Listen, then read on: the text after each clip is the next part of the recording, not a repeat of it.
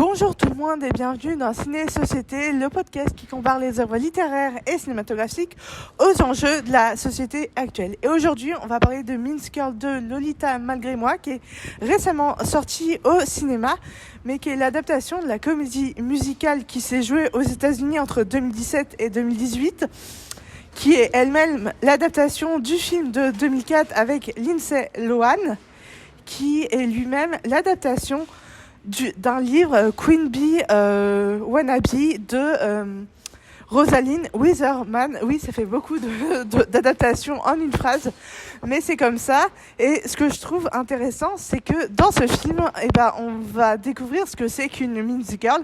Une Mean Girl, c'est un peu la reine du lycée. C'est une reine qui fait peur à tout le monde, qui fait régner son empire sur tout le lycée.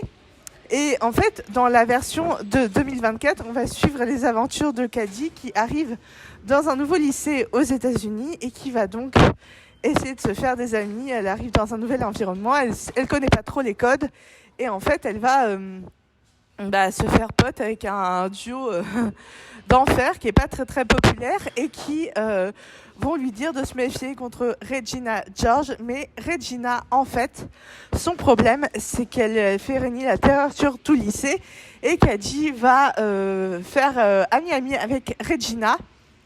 Et tout va bien se passer, sauf que Cady va tomber amoureuse de l'ex de Regina qui est dans son cours de maths et à partir de là, les problèmes commencent. Vous vous doutez bien que s'il n'y avait pas de problème, il n'y aurait pas d'histoire, clairement.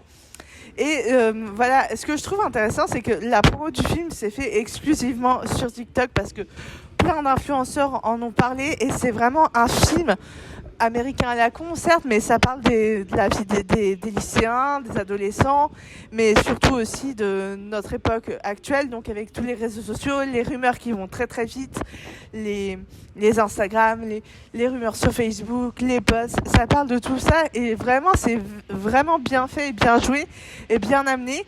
Ce qui est marrant, c'est que Tina Fey a adapté le film en comédie musicale. Donc en comédie musicale, elle s'est jouée entre New York et Washington. Et je trouve ça trop cool qu'elle puisse l'adapter au cinéma maintenant en 2024.